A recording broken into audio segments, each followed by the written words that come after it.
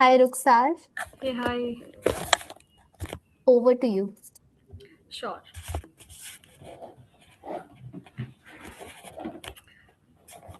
Hey, hi, students.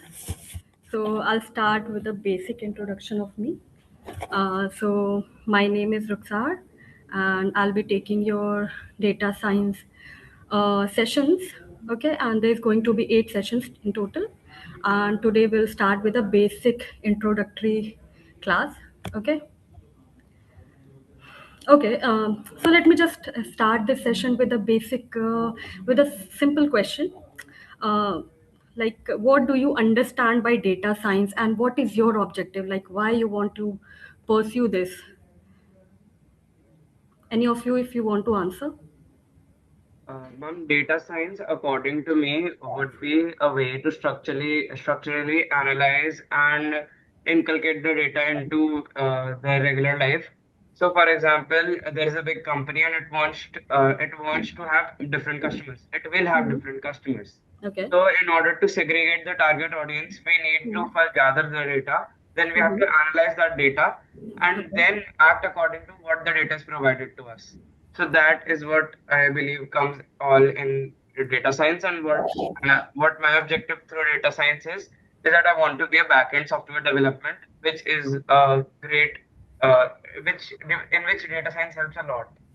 So I that is mean, my goal. how will it helpful for you, like as a backend developer? So backend development is basically gathering the data. Mm. So technically gathering that data. So Okay. I would work as a middleman between the front end and the data. So that is why I'm here talking. Okay. Okay. And Fine. it's a good skill to have in this era. So just for the clarity, as you said that you want to become a backend developer. So backend developer is a different field and data science is a different field, right? Like suppose you are creating a website and whatever you can see on your screen, that is your front end. Like and all the logics that is going in the backend, that's what the job of a backend developer, right? Anyone else? Just We have anything. few responses on in the chat box. Okay, sure.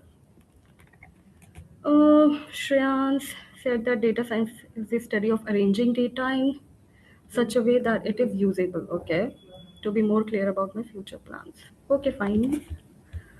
I'll just share my screen and okay, let's start with a problem statement. And I will give you this problem statement. And after this, we will have some data. Just tell me what is your conclusion and what you think of this problem statement. So I'll just read it once, and we will go through the data. And after that, we will take on the questions and what is your analysis of this problem. Okay. So the problem is someone has been sneaking into the school kitchen and stealing cookies at night. We have some data from the school cameras. As you know that in real world we can collect data from different ways, right?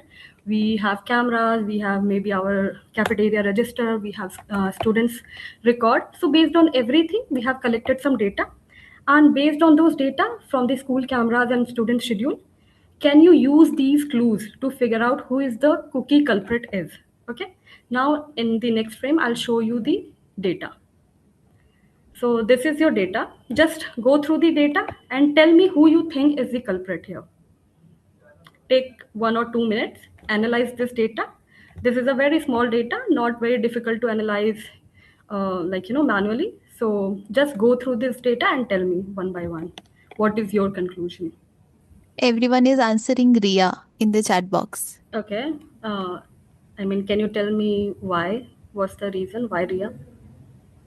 Someone said Tara, Kabir, Okay. Meera. Yeah, most likely Ria. Okay. So most of you are saying Ria. Can you tell me, like any of you, just one person, just raise your hand and answer like why you think that Ria is the real culprit here. Just see this data, analyze it, and eliminate one by one, like why you think Arjun is not the culprit, why you think Meera is not the culprit, what you have found out this from this data. Anyone? Guranj? Okay, again. I Okay. believe it's not Ria, but it's Meera.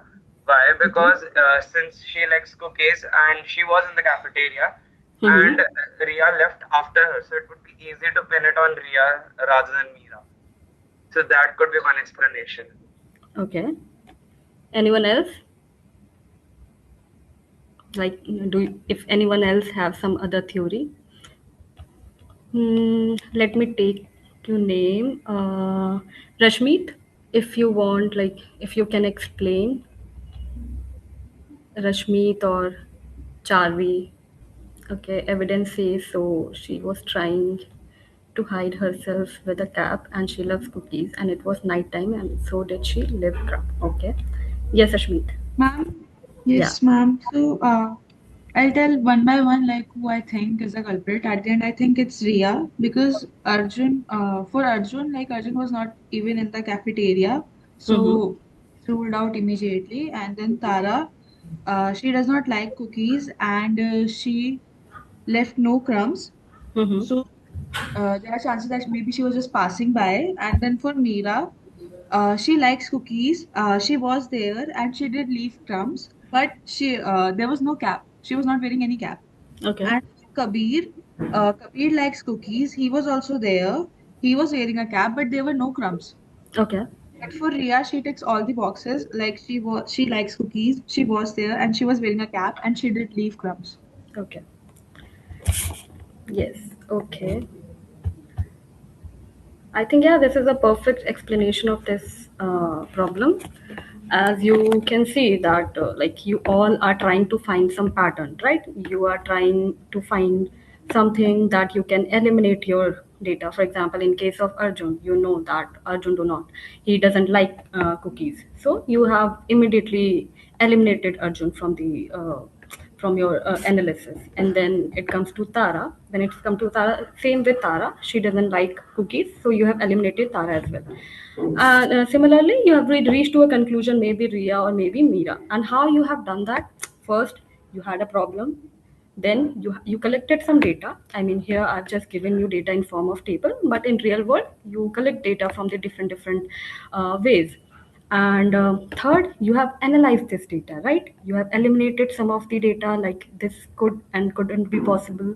And then at the end, you reach to a conclusion, right? That's how your data science works. So in data science, it is a science of data in simple words. Like you have some data, you do some analysis, and based on those analysis, you eliminate some of the data and you reach to a conclusion that why something is possible. So we will go just one by one. Here, like data science is like being detective, like you all were. You were detective. You were working like a detective. Like, okay, we have this data. Why this is possible? Why this is not possible? But here, instead of magnifying glasses, you are using data to solve the problem, right? Okay. Now from here, when we are talking about data, I just want to understand from you, like what is your understanding of data? What do you think the data is? Hmm. Any of you? Ma'am, in data science, I feel like data is like basically raw facts or informations which have not been processed yet and which we have to like find out. Like it can be numbers, it can be text, it can Okay. be any sort of data, Mm-hmm. and through which we find information. Like a data can be structured or it may not be structured. Okay. And yeah, so data in itself tells us a story about things, and we need to find our observation. We need to have an observation on it, and we need to find our what we think about it and collect information based on the data we have. It is something raw. Okay. Cool. So do you think that data is different from information or like both are same things? And if possible, if you guys can give few examples of what is data and what exactly is information. Uh, yes, ma'am. I think data is different from information because, like, for me, I feel data is something which is raw and unprocessed, but information, on the other hand, is way more organized and way more processed. Okay. So when you say organized or processed, I mean, can you explain with an example? like like we had this example you gave us for data. It was like 8:15 p.m. Yes, yes, like a table was there, Mm-hmm. but information is like a whole set of it. Like for Ria, she was there at, suppose, I don't remember the time which was Okay. there on the Yeah. slide, but maybe she was there at 8 p.m. or something, Mm-hmm. and she wore a cap and she left crumbs and stuff. So that is an entire information in itself. Mm-hmm. While data is just something raw, like 8:15 p.m. Yes, no, just Ma'am, Okay. Understood. Ma'am, can I Yes, answer? yes, yes, sure. ma'am, Yes. basically, Okay, you speak. Um, let's take one by one. We'll start with Manvik. basically, in the data, there were patterns, like she said. All the boxes were checked that she was eating the cookie, there were crumbs, she wore a hat. So there was pattern in the data that she might be there, she might have been there. Okay. There were patterns because of the data and the pattern present in it. Okay. Okay. Fine. Shreyans. Yes, ma'am. I would say like data is the instruction of facts, while the information is structured and meaningful. Like if in if you take an example, the data can be about the temperature, like 72, I mean Fahrenheit, 68 Fahrenheit, 75 Fahrenheit, but it doesn't gives us a specific meaning why we have the specific data. While information would have um, like a title with like it would have said that it's a weather report summarizing that their trends and from the temperature readings, or it can be a class average from the like the temperatures, you can say. Okay. Okay. Divyanshu. Sorry, Ma'am, Divyansh. in my opinion, data is some information through which we need to find conclusions, and it is true that from that conclusions we can find more data until the case could be solved. Okay. Okay. So as many of you explained, I think you were very close to what data and information is. I'll just explain with a simple example as Shreyans. Yes. Shreyans, you want to say something? No, ma'am, no, ma'am. Okay. So as he took an example of temperature. So suppose I say today is maybe 30 degrees Celsius. Okay. Now if I give you temperature of last 10 days, then what will happen? You can analyze that. Okay, maybe in last week temperature was less. Now this week the temperature is more, or maybe yesterday the temperature was less. Today's this, or maybe in the upcoming days the temperature is going to be something else. So this is how you can analyze this data. So if I simply tell you the temperature of today, it is not going to make any sense, right? So that is a raw data. That is not something which is processed or which has any meaning. But once you have meaning out of that data, that is what you call as information, right? So okay, we will go back to this page. Okay, so the data science is nothing, just the study of data, but here instead of magnifying glasses, you are using data to solve the problem, right? Here you are using data as a clue and solving mystery. How you are solving mystery? By finding the patterns, analyzing the data, something like meaningful out of the data, out of the raw data. Now the first step is data collection. Okay, okay. Just tell me what all ways you can think of from where you can collect the data. Ma'am, can I answer? Yeah, sure. Ma'am, we can collect the data from like there are two ways, either primary sources or secondary sources. Primary sources like collecting data from sensors or by taking interviews, and if we talk about the secondary data, we can take the data from various websites that provide data, like what is it? Like there are many national portals made by the government Mm-hmm. that provides data sets for free, and But many others. I mean, that is something you are using the data. You are not collecting it. I mean, No, no, someone no. has It's collected it for about the you. collecting. Yeah. Like there's a government website that provides data, Mm-hmm. and you can collect the data and use in various AI platforms and sector Okay. for training the AI.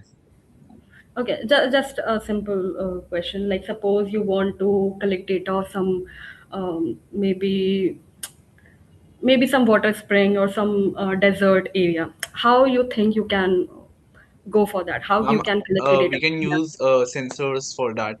What sensors? Ma'am, like temperature sensors, soil moisture sensor, etc. Okay. Okay, fine. Yes, Ashmeet. Yes, ma'am. So, do I start with how we Yeah, can sure. collect data? Yes, sure. So, like, collection of data can be done through various things, like surveys can be done, or government sites can be used, or Mm-hmm. experiments can be done, or from the internet we can collect data, or Mm-hmm. there are sensors in our phones nowadays for tracking fitness, Mm-hmm. and then transactions are there, like we have transactions for every single thing, like any purchase history we had done or something, or text or documents can be used, or there are certain apps which can be used, like weather app or maps, which collect data. Yeah. Yes, perfect. Okay. Bhumika, yes. Ma'am, like I think somebody else had already said it that there are two ways of collecting data. One is primary source, and other one is secondary sources. Okay. Basically, primary source is like where you collect data yourself for a specific task. For Mm-hmm. example, by using surveys or questionnaires. For example, the in like this year, the survey is going to be held by the is being held by the government. Like the census is being held, and secondary sources like when there is all collect data is already collected, and we use it to we basically use it to get useful insights. Yeah, it's correct. Bhumika, that was me actually. Yeah. I did say that somebody had already said it. Okay, Ahana. Yes, I'd just like to add on to the point that like surveys are the most commonly used form of collecting data nowadays, Okay. and I mean the most as some Bhumika has already said it, like the census is being held out there, Mm-hmm. so that is the most like I think on a big level a survey is being the data is being collected, and that is a really like insightful thing to see. Okay. Okay. Anyone left? Manvik, you Uh, want to add on? Ma'am, actually, all the points are already covered. Okay, There's no. nothing much to add. I just want to say that if we collect data by ourselves, Mm-hmm. it could be costly because we conduct surveys, so it might take some time and it might be costly. But it would be a good data set. Whereas if we collect it from unknown websites, it might be a bit dangerous. Although it is free and takes less time, but it might be But I costly. mean, whatever website they have mentioned, it's government website, right? So Oh, that is a okay. reliable source for the data collection. Yes, ma'am. I was talking about the other websites. Okay, sure.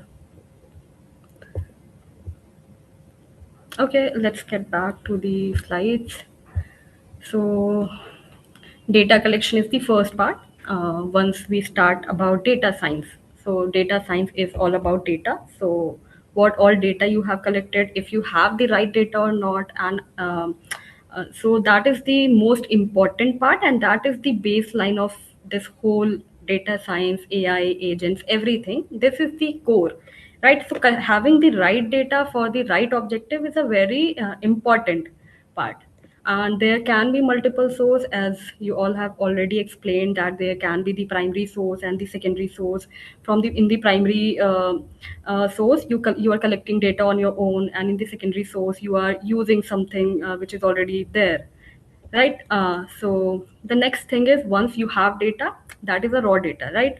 It has no meaning. How you are going to find out or figure out what's the meaning of this data? You are going to analyze this data. So before you analyze this data, you need to have a clean data, right?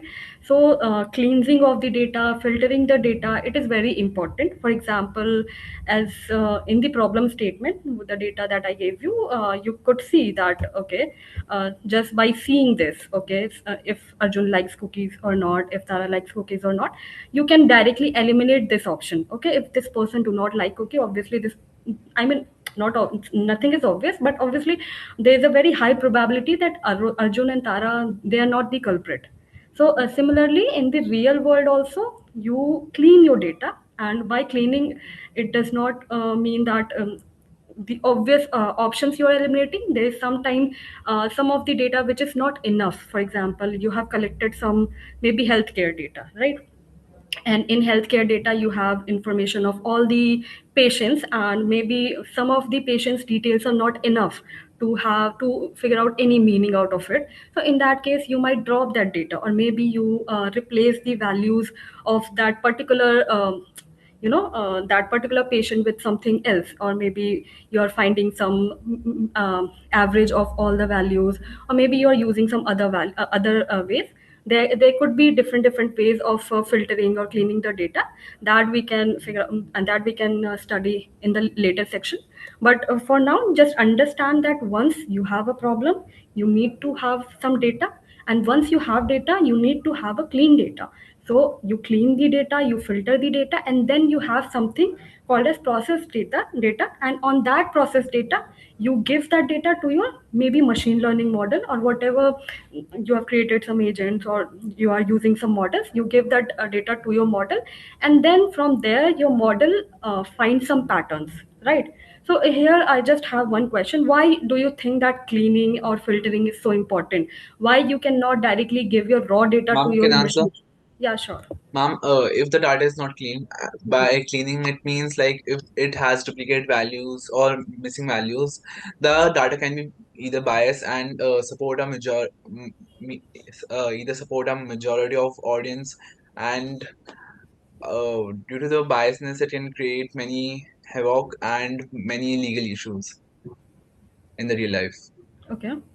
And what if, I mean, whatever project you're working on, it has no such legal impact? What in that case? I mean, like, if I take example of Amazon recruiting software, it Okay. used AI, but their data was biased, and Mm-hmm. it in in the end, the artificial intelligence just took the white people forward for the interviews and rejected the CVs of the black people. So it's a major example of biasness due to the data. I mean, okay, I need to read more about it. I mean, why only white people, and why is it like, I I mean, mean, ma'am, it was because the there was already many workers in the Amazon company who were okay, white rather than the black people in the company. okay. So, okay, so like most of the people were white, so it was Yes, yes, like, yes. okay, It just took the white people's CVs ahead. okay, okay. That's why. Fine. Okay, anyone else? Yeah, Guranj? Filtering and filtering of collecting data is very important, since in majority of the firms we see that like I'm a programmer, so giving an example of programming, the Mm-hmm. code is always must be legible. So the code should be able to read by anyone. So if I give the data to a person and he does Mm-hmm. not know what the context of the data is, he should be Okay. able to get the gist of it by just reading it. That's the point of data.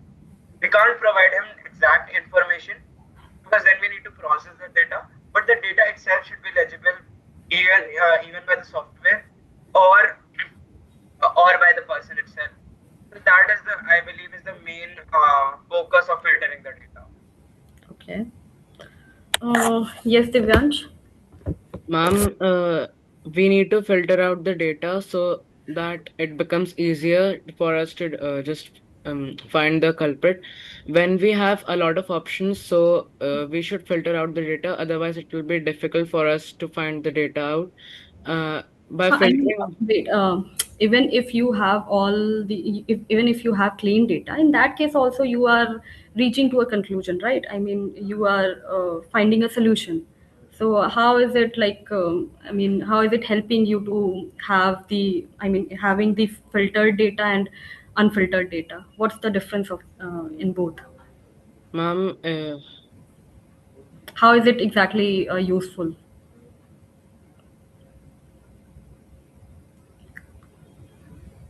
I mean, you are feeding this data to machine, right? but And that by machine is trying to find some pattern. Ma'am, even though there's a little difference between the filtered and unfiltered data, we can just by eliminating the options, we can find the last option. So, I mean, that your model will also do. Even if you are giving it some filtered data or clean data, in that case, also your model is going to eliminate some of the options based on your problem, right? Yes, So, why we are doing the cleaning? because it is important to find the 100% correct Um, option. I mean, models are never 100% correct. I mean, if your More model is than giving 50%. 100% accuracy, and that it means that your model is not actually working fine. Yes, Ashmeet? Ma'am, a program is not a human. Like a human can read a messy data to certain extent and can understand and mentally adjust to it. Mm-hmm. But a program just follows the instructions given to it literally. It cannot guess or assume or ignore things on its own. Like to a certain extent, it may, Mm-hmm. but it is not possible. So, like if the data isn't clean and structured, the program either breaks or it Mm-hmm. gives you a confidentially wrong answer. So Mm-hmm. we need to clean the data. Yeah, it is. I mean, certainly correct. I mean, obviously, your machine is going to learn wrong information and it is going to have the wrong information, and based on that, it will give you incorrect answers. Yes, ma'am. Yes, yes, Tani. Ma'am, I believe the reason we need to have clear and structured data is to make sure that the outcomes are more precise. Okay. Ahana. The need for filtered data is because, first of all, efficiency and scalability at most, but also having cleaner data reduces noise and like it is more clear because real world data sets often contain missing values or duplicate rows or irrelevant columns. So by removing these like anomalies, the patterns like become like so much more clearer and more statistical, so that machine learning models are less likely to be biased and overfit to random like fluctuations like. Okay. Most of the part was correct, but I just want to understand one point. You said that for the scalability. So how is it like helpful in scalability? See, like we can say that like smaller, well-structured tables require less memory and like they use less time to like manage all that. And a filtered data set can be like indexed more effectively and like. For example, if you're talking about SQL, it enables faster SQL queries and quicker training. And also, like, Okay. yes, ma'am? Yeah, no, no. Continue. So like basically that like maybe more filtered databases enable faster SQL queries and quicker training cycles, so that like otherwise would have used like unfiltered data would have used like millions of noisy rows, but filtered database uses quicker training cycles for algorithms. So yeah, that's. Okay, that makes sense. Yes, Priyanshi. Cleaning data is important Priyanshi. because Sorry, you your know it. voice is not clear. Hello, Yeah, yeah, is it clear now? yeah, yeah. Ma'am, I feel that data cleaning is important because by this we remove incorrect data or corrupted incorrectly formatted data, or we most of the time have duplicate data which may create a mess while doing a programming or something, or maybe most of the time we have a data which is not relevant, so it's better to eliminate it before using it. Okay. So like what will happen if you use such data?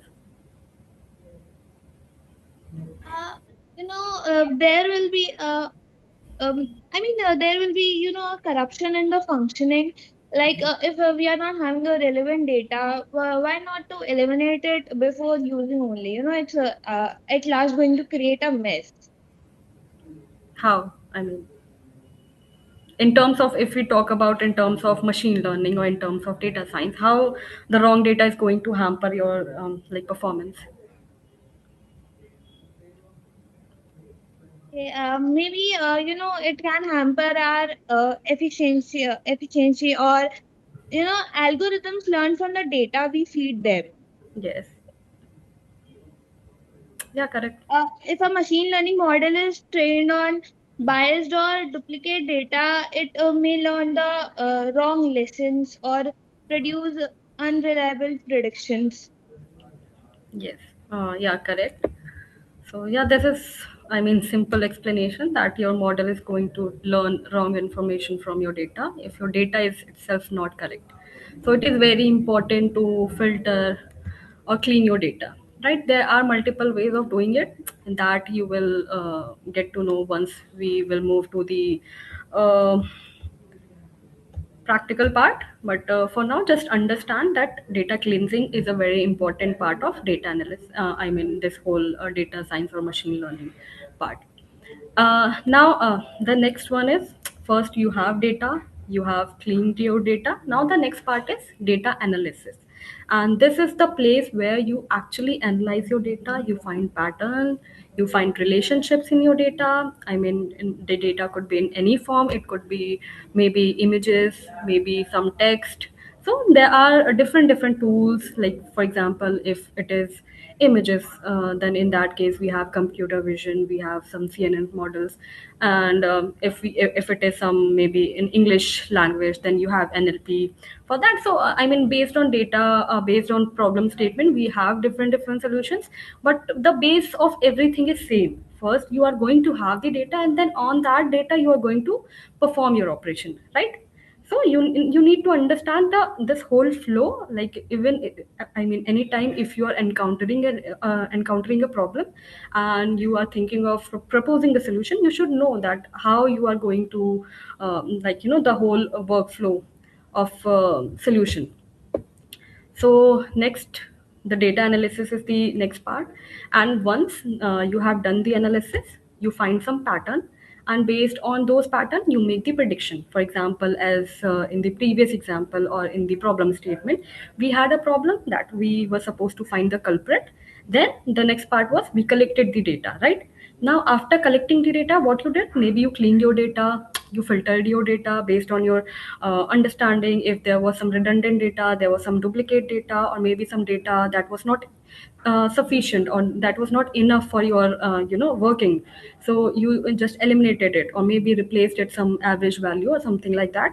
And after doing everything, you analyzed your data. I mean, obviously you are not going to do that for you. Your machine is going to do the whole analysis. It is going to understand your data, like what is the relationship between all the fields, and based on those relationships, it is going to make the prediction for, I mean, whatever you are asking to your machine. For example, just take one example. Suppose you are creating a machine learning model for the house prediction model. Okay, for the house, you have some data. For example, where what is the locality, how many rooms are there, how many washrooms are there, and maybe something XYZ. Based on everything, you have feeded your model that, okay, if it is in East Delhi, then the price, and 3 BHK, then the price is this. If it is in West Delhi, and maybe 5 BHK, price is this. Based on this, you are feeding your model some data, and based on those values, what your data will do, it will find some pattern. So okay, if it is in South Delhi, then maybe the price is going to be higher than the some other place, right? So based on all such pattern, your model is going to predict for you in future. For example, in future you want to buy something, you want to buy some house, and you are checking, like, in which locality or in which area these many maybe 2 BHK or 3 BHK I want to buy, and I want this location, then what is going to be the price? So instead of, I mean, you don't need to do that by yourself. Your model will do it for you if you have, like, trained your model for such problems. And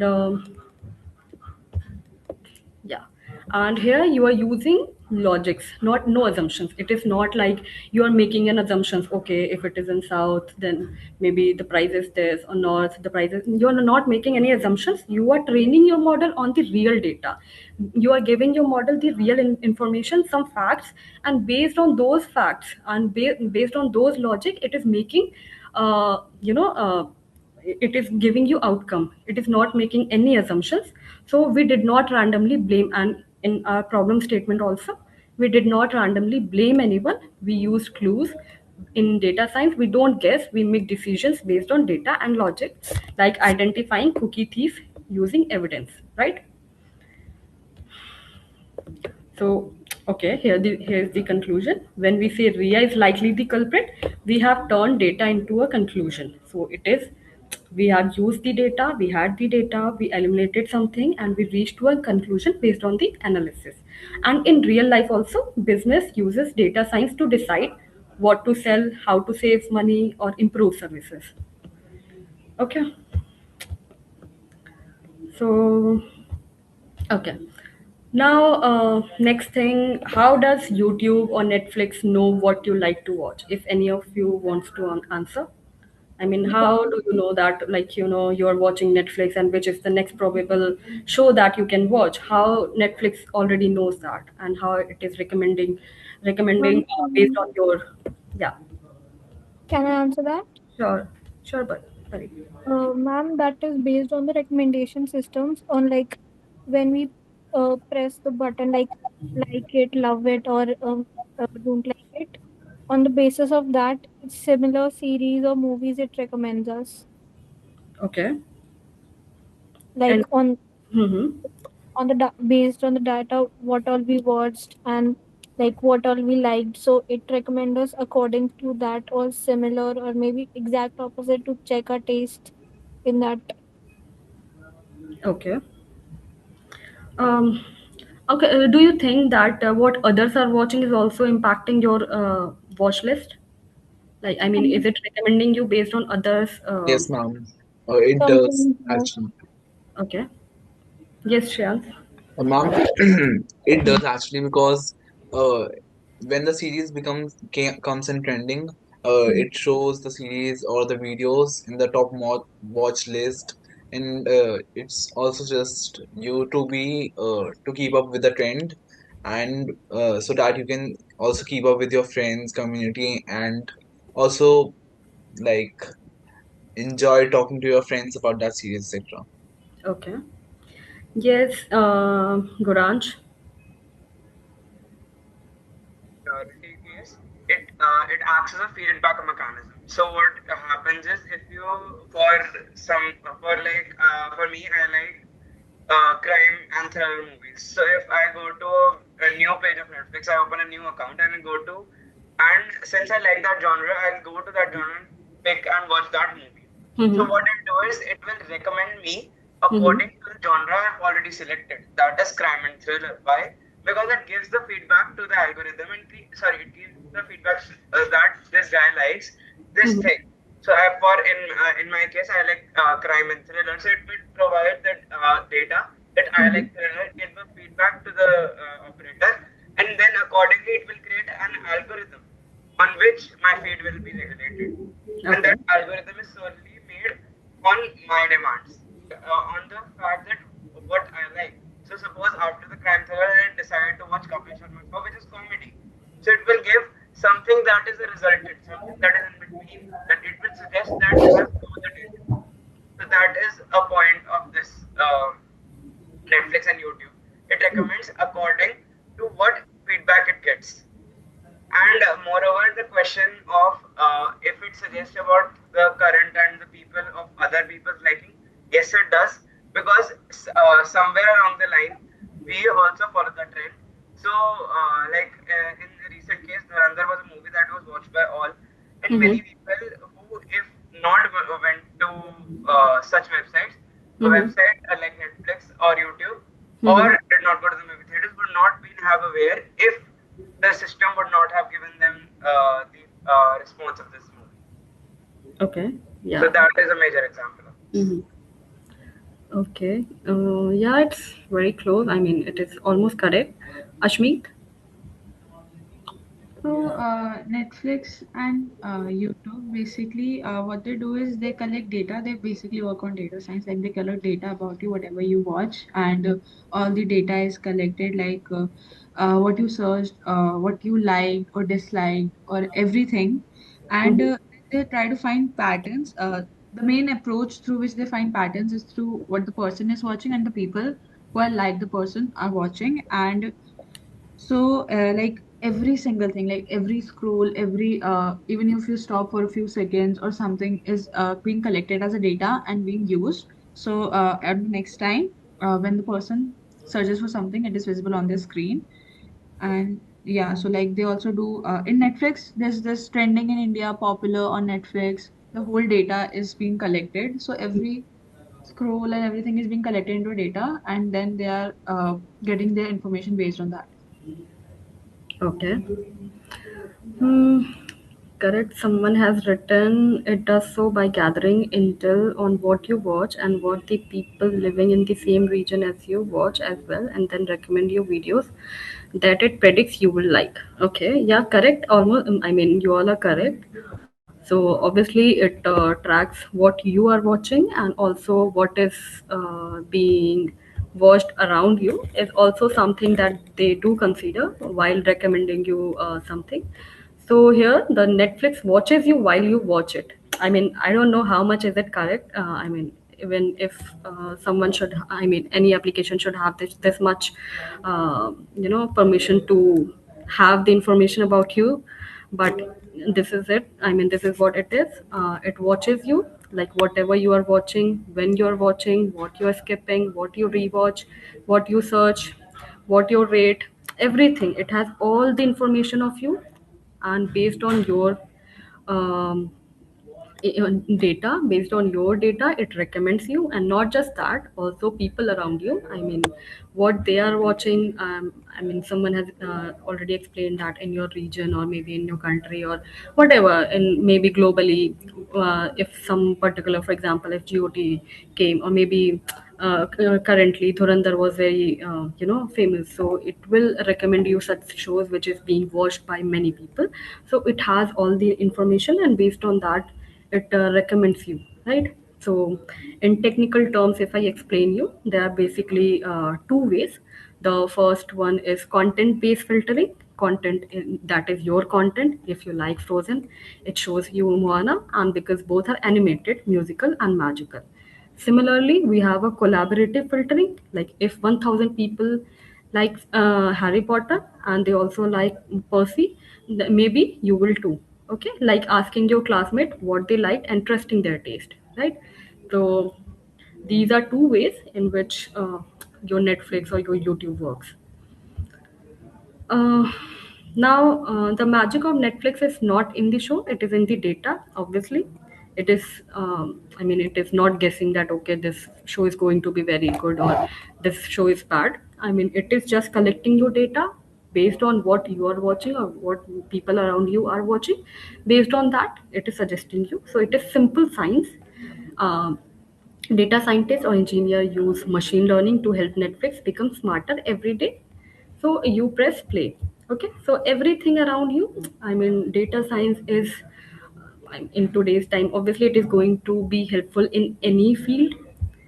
So be it, I mean, obviously we are feeding so much data to different websites, be it Netflix, YouTube, I mean, um, Instagram is the biggest example. Even if we are talking something, or sometimes even we are thinking, it is able to predict that, right?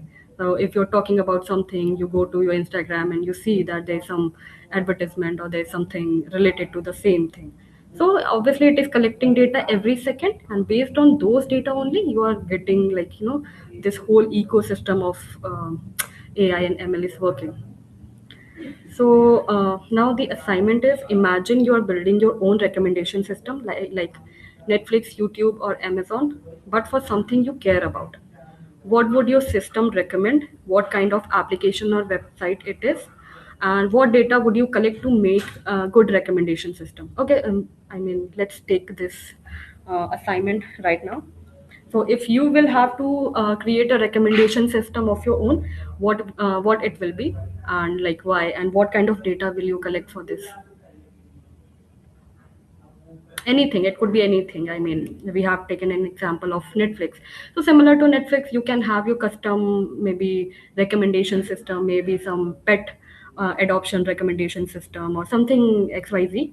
So, I mean, if you want to have your personalized recommendation system, what it will be, and how will you collect data in that case?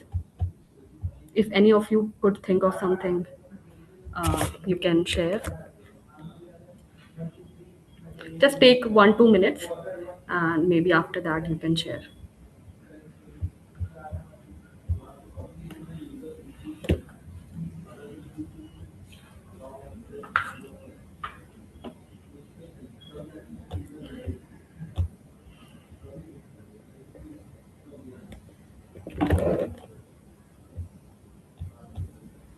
Can any of you think of something?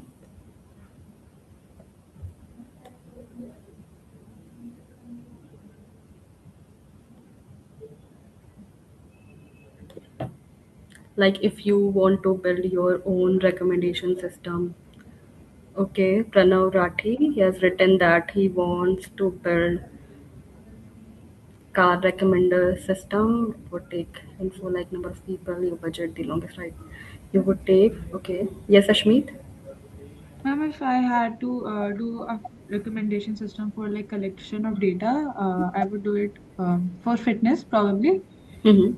Like for fitness, like workout exercises, diet plans, and etc. Like the data I would use, like about the user on which I will make a whole program out of it, would be like biological factors, age, gender, height, medical history, or current fitness levels, and like the consistency in how much they work and everything. And then I would collect those data like cardio strength, yoga, and equipment needed and everything. I would collect it like explicitly. I would do it from like forms.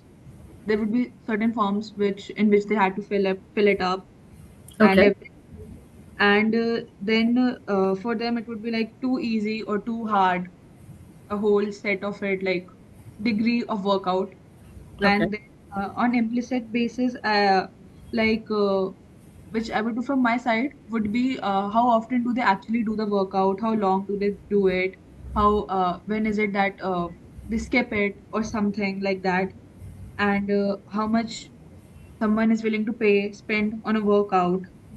Okay. And if they come out the next day, like maybe a certain program can be made. Like certain apps have this program for which they have a particular AI, Mm-hmm. uh, character AI for it, and which involves the whole thing and makes it more interesting and make it more of an enjoyable activity than just a workout in itself, because there's a lot of stigma around workout that one has to do it daily or one has to do it for an hour, and not make it like a pressure, but we give it out like something relaxing and for your own self. I mean, Yeah. how you are going to make it relaxing on and like Like through that character, like I just said about some apps have this character. Like I don't remember the name of that app. Maybe it was Whole Space Okay. or something. They have this character in it Mm-hmm. which uh, talks about this whole thing. Like it is about meditation. That app is about meditation. It talks Mm-hmm. about for people, like there's a stigma कि you have to sit for an hour. आप 1 घंटे के लिए बैठो, अगर आप 1 घंटे के लिए नहीं बैठ रहे हो तो that is not meditation. But ऐसा कुछ necessary नहीं होता. 5 मिनट में बैठो, it is still meditation. You just have to sit and relax for a while. So the whole thing उन्होंने उसमें फिर एक character create कर रखा है, Mm-hmm. and वो जैसे वो खुद में कैरेक्टर है छोटू सा, उसमें फिर उसके अराउंड वो है कि the character is very open, it is AI basically, and is very open and is very ऐसे सूदिंग सा एंड आराम से, मतलब very welcoming. Okay. So you have to make the user feel as welcoming as possible and not create certain pressure on the user, and make it a relaxing activity. And then if Mm-hmm. it may work, if the character works, I'd use that as a feedback. If Mm-hmm. people come back on the basis of the character, then good to go. If not, then I would see a different process and use a different thing. Okay, that's an interesting idea. Okay, we will take Advika. You want to share? Yes, Yeah. ma'am. So I was thinking about a recommendation system for different universities and and like the app can just collect data from students based on their interests in different programs or courses, and then that app can suggest them different universities in which they can apply for. But we already have, I mean, similar kind of applications and websites. Yes, there's counseling for that, but like I was thinking if it is available on an app for free, Okay. for students to know more information about universities as well, like if it recommends them different universities, so they can get a lot of information about the university also through that app. So that's what I was thinking. Okay. Cool. I think somebody else also wanted to share. Anyone else? Anvesha Ma'am, can I Gupta. answer? Yeah, sure. Ma'am, I would like to create an app that would help digital creators like YouTubers and TikTokers find trending products that they can buy and make content about. So the system recommends the physical content, I mean physical hardware such as camera and video lighting alongside with the digital assets like editing presets and more. So, to make the accurate suggestions, it would collect the user's profile, budgets, preferences, and more like the platform trends from it can collect the platform trends from the data from YouTube, TikTok, and more social media websites, and it will ensure like the creators get highly relevant and compatible tools. Yeah. Don't you think so that in this case, audience is going to be very limited? I I mean, mean, yes, it would be limited, but maybe it can be beneficial if we do it on a subscription basis. Like when companies does a similar thing, not the same thing, but similar. Like there is, I think so, BotchTube type of sites which help YouTubers finding trending topics and more.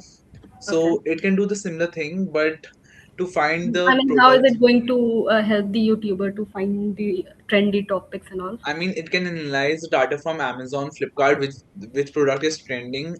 Like it can be anything like, And how is it like your products are related to content? ma'am, like many YouTubers create content about unboxing various stuff. So like if new technology comes into the market, Just like one point. If you're saying that unboxing videos, in that case, your I mean, audience is going to be further very limited, right? Because there are very few content creator. If you talk about, if you like, if we give yeah, take a whole majority, then in that case, if you are only targeting content creator, and further you are, I mean, decreasing the size of your audience, in yeah, that case the target area is going to be very small. Then how is it yes. going to be beneficial in that? I mean, if you're creating a website or if you're creating an application. I mean, on a subscription basis, the site can be still profitable and still can earn a big amount of money. As if we take an example, in every country there is an average of 10,000 online YouTubers creators. Okay. So like if we take an example of all over the world, and if half of them even pays the subscription price, it would be enough money for everything, every logistic work and etc. Okay. Okay. Anyone else? Yes, Ahana. Yes, ma'am. My idea, basically, I have implemented this. I have built a website on this too, but it is not as large base as my idea can be. I have an idea that for all the students all over the world studying from for different exams, like in India, JEE, NEET, in China, Gaokao, in America, SAT or IELTS maybe. So my idea is to create an app which first of all can be used as timer. Second of all, they can be groups. They can be creating groups, and which can, like, for example, if I create a group with my friends and we all study, so there will be healthy competition, which could, if one person is studying, then the other could be motivated as well to Okay. study. And also I could add maybe if we are connecting AI with this, I could add an AI which for example, I am struggling with statistics or like anything else, trigonometry, so that I could maybe ask the AI what the problem is, or maybe I could ask AI to explain it to me what the topic is, and like that. And maybe the I would also I will also add like YouTube videos or other courses related to those topics. So like the AI could recommend me those courses and all, which I can use. And also according to which, according to like all the data that how much we are studying, how much breaks we are taking, and what different subjects we are studying. In the end, like in the end of every week or month, the like it all the data could be analyzed, and then app will give you a like overview on what you studied the most this week, and if the teams are created, then who studied the most this week, and who are like in what you are focused on, and what you need to focus on more, and what doubts you ask the most from AI, and all, or an overview on all that. So it feels more of as a game more than studying. So studying feels not a chore, not a responsibility, but a more enjoyable thing to do. Okay, yeah, it's an interesting idea. I mean, having analysis of your whole week, or maybe, I mean, whatever you explained, that's a good idea. And but I mean, as you explained, this AI part where you are using AI to ask questions, or maybe do the analysis. I mean, that is already we have ChatGPT, Claude. I don't We think so. have Google We Lens for do it. have, I mean, we do have ChatGPT and all that, but I mean, I was even looking for apps like that, but I don't find an app where everything is within it. We have to often refer to, a different sites or different places for a timer, for a group, for analyzing, but there is nothing in one place. So I want to create an app which includes all of that. Okay. I mean, for the analysis part, obviously, this is something new, and that is going to be obviously very useful for the students to have the analysis of what they have done in the whole week.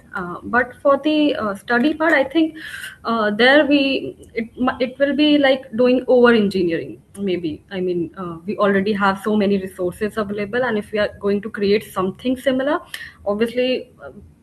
To that extent and to that capability, that is going to be very difficult for us. I mean, I won't say that it is not possible. Obviously everything is possible, but that is something there you are doing some over engineering, because we already have the solution for that. But yeah, having the personalized analysis of your whole week and your whole group, and that is a very interesting concept, and there maybe you can plug in all these available solutions that already exist, and you can maybe reuse it for your problem, right? Okay. Yes, Guranj. Um, about like I've already built the same app. It's currently live on Vercel. So if you like, I'll send the link for it. Sure. So I've sent the link. Wait, yes. So it's this. The app is this. It's basically like a gamified version of a study tracker. It includes everything, that Pomodoro timer that she was talking about. It includes that AI agent. It even includes a meme page where you get memes for the part of concepts that you've got. So if you log in, you get a meme. If you perform an action, you get a meme. If you log a session, you'll get a meme. So it's a gamified persona of the task that she was talking about. So that was I was pitching. We have already, me and my friends have already worked on this concept, and we have created it. And how have you like created this? What was the data, and what was the tech stack you have used? Actually, this was for a competition, Mm-hmm. and then we enhanced on it. It was earlier for a competition. Okay. It was related to a hackathon. So the concept was to make a study tracker, and then all my friends, we inculcated more and more things according to the concept. Okay. That was it. Okay, I will, I mean, obviously encourage everyone to go through this link and check out this application. I mean, is it fine, Goranj? No problem. Okay. Everyone, please do check this application. Goranj has worked on this. And previously, as we were discussing about analysis of your whatever you have studied, and your group study analysis, who has done better than the other. So everything you can, maybe it might give you a base of that solution. Okay, now let's move ahead. We were discussing about assignment, and some of you suggested very interesting ideas. So further, maybe we can. Okay, Guranj, just one more question. I mean, how did you collect the? I mean, how you were doing the analysis? Like all the people who were part of maybe of a single group, or maybe on the individual level. I mean, how this whole analysis is happening? We actually handled the entire analysis through AI systems only. So we use Grok in this. Grok's system. Okay. So it collects the data. If you would open the website, you will see that there is an ARIA AI function that allows you to keep tracks of your allows you to keep track of all your entries and missions and logs. So that we actually handed over it to Grok. Why Grok in particular? So Grok is an AI which makes like in many AIs we see it gives us a limited access to the AI. But Grok, on the other hand, Grok 70BS model, it gives us an unlimited range as it makes a new chat for each of the participant for each new chat. But in the case of other agentic AIs, what it does, it inculcates in the same chat itself. So harboring its limit. So we did not want that. So that is why we use Grok, which has unlimited users. And moreover, it's very efficient in that case also. So we use all the AI systems to inculcate the data, and then we have the data in spreadsheet and DBMS formats. Okay, cool. Okay, everyone, please do check out this application. I think it is going to be very interesting. Now I think we have 15 minutes left. So we will just complete today's session. Okay, we have already discussed about data. We have already discussed about information. Now we will move to the last part, which is, I mean, you have heard about different areas in data science, right? You must have heard about maybe machine learning. Then you have artificial intelligence. We also have deep learning, some NLP, computer vision. So any of you know like what is the difference in all these fields, or like are they interrelated, or Yes, if ma'am. Okay. Ma'am, they all comes under the field of artificial intelligence, like Mhm. machine learning, artificial intelligence. No, sorry, machine learning comes under artificial intelligence, and deep learning comes under machine learning. Okay. So like how is it, how is artificial intelligence is different from machine learning? Ma'am, machine learning is is the way how you teach a machine to learn from its data, while Mhm. AI is the vast term which has all about machine learning, computer vision, etc. Everything. Okay. So now you,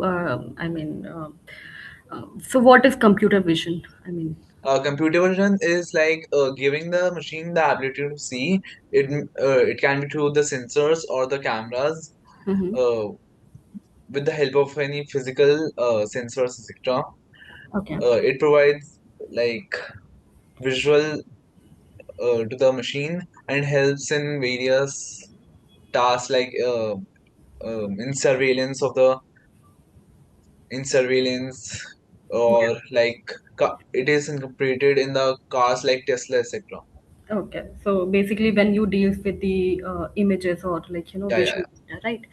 Okay. Any of you know what is the deep learning, and like how is it different from maybe machine learning, or it comes under the same umbrella? Like what is the use of why this deep learning was yeah. Ma'am, introduced? deep learning comes under the machine learning. Mm-hmm. It's like a subset of Mm-hmm. machine learning, Mm-hmm. and like in the machine learning there are like 2 to 3 layers of neural networks, while in the deep learning there may be more than 3 layers of neural networks. By neural network, I means artificial neural networks, ANN, and the ANN was made after like from uh, from the inspiration of the human brain, which has BNN, biological neural networks. Okay. Anyone else? I Ma'am, mean, deep anyone? learning. Sorry. May I? Yeah, sure. Ma'am, deep learning is basically when the AI model basically learns on something like on the error and check method. It Mm-hmm. goes through multiple ANN Yes. to learn and give the perfect outcome. Mm-hmm. It learns on a large, like I mean, huge data set as compared to machine learning and normal AI. Okay. Yeah, I mean, perfect. Anyone wants to explain artificial intelligence? And you all must have heard about agents, and I don't know if you have heard about different technologies, different frameworks of agents or not, like LangGraph, LangChain. Then we also have Creo AI, maybe OpenAI SDK. So have you heard about all such I mean frameworks,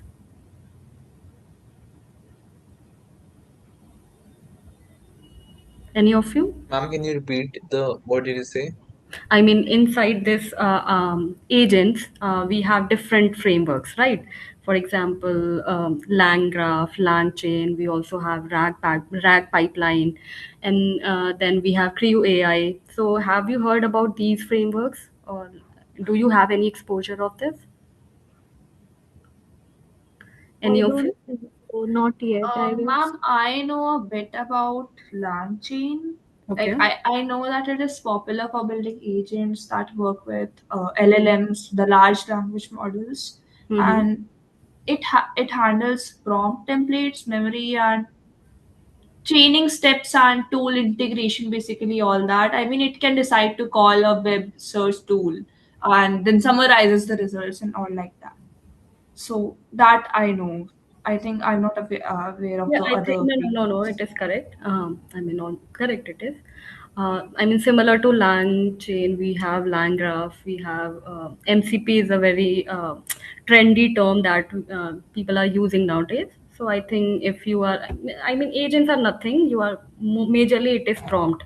So and you are directly calling, OpenAI keys or maybe Anthropic keys, and obviously these keys have some very powerful model, and they are doing your work. You are not training any model. You are not doing any complex task at your end. You are just using already built model, and maybe I mean you don't even need to do any fine tuning on that. You just simply use different framework. For example, here I know I took some very new. It might be very new to you, but just read about it, because obviously we are going to read about models and what are the different maybe training methods we have, how what is the workflow of it. But some of the obviously there's very so much advancement has already happened, so you must be aware of the some advanced topic that is going on in the industry. So these are some terms, maybe you can read about it on your own. But for now, for these sessions, just have the clarity of like what is the maybe data science, what is this machine learning, what is deep learning, and where we use deep learning, where we use computer vision, and there is also NLP, natural language processing. So what is that? So just have the basic understanding of that, and at the same time I think you can be aware of the all these trendy frameworks, and they are not at all very difficult. I mean, it is, I would say, easier than the what we are studying right now. So you can go through that and have the basic understanding of that, right? And now we will just end this session with the basic understanding of this, what data science is, which we already know that in the data science you use different tools. such as AI, ML, DL. These are the tools of data science and comes under the umbrella of data science. And inside that umbrella, we have artificial intelligence. Obviously, as name suggests, artificial intelligence. Basically, we are creating a model or creating a robot that have the intelligence like humans who can make this decision. It is not like only it is learning from the data. It has the capability of the make its own decision, right? So that is what your artificial intelligence is. And now the third one is machine learning. Basically, making your machine learn from the data, finding the pattern, and make the prediction. That is what your machine learning is. You are just teaching your machine, or maybe making your machine learn, right? Now, next one is deep learning, as you already explained that there's some human brain like understanding similar to, like, suppose I'm going to learn cycling. So initially I don't know what to do, how to do. I will start. I mean, slowly I'll start learning it. Maybe sometime I will fall, or slowly I will know that how to control it, how to ride this bicycle. So slowly I will learn. Similar to that, deep learning is also something that used a human brain like structure. That is what we call as neural network. And in neural network, it learns from your data. And there are many layer which and in these layer the activation functions are used. These activation functions slowly it learns from your data, and then at the end it has the understanding of a particular task, similar to like what I explained in case of maybe bicycle. In case of bicycle ride, so initially you don't know how to ride a bicycle, but slowly you learn. Similar to that, in deep learning also multiple layers are there, and based on those activation functions, they understand. I mean, they learn from your data. Now the next one is natural language processing. Obviously, when you want your machine to understand your language, maybe it could be English language, maybe your machine making your machine learn your Hindi language. So I mean, just your machine, you want your machine to learn your language. I mean, similar to like what we do in ChatGPT. We are writing in simple English, right? And it understand our query, and then it do the processing and give the result based on that. So for that, we use natural language processing, which basically understand your natural language. And next is the computer vision. Obviously, whenever you have some image or visual data, in that can be handled by using the computer vision. Okay. So I think this is the summary of that. So I will share this PPT with you. You can go through this. Fine. And for the next session, we will start with the Python. Are you guys, I mean, do you have the basic understanding of Python? Yes, ma'am. And I mean, have you ever used Jupyter or maybe Colab? Yes, ma'am. Anaconda too. Anaconda also. Okay. So for the next session, make sure that maybe Jupyter or Colab is there in your system, so that we can parallelly practice like whatever we are studying here. Okay, ma'am. Okay. Okay. Thank you everyone for joining. I hope it was useful. Thank you, Ruxar, for coming. Hey, thank you,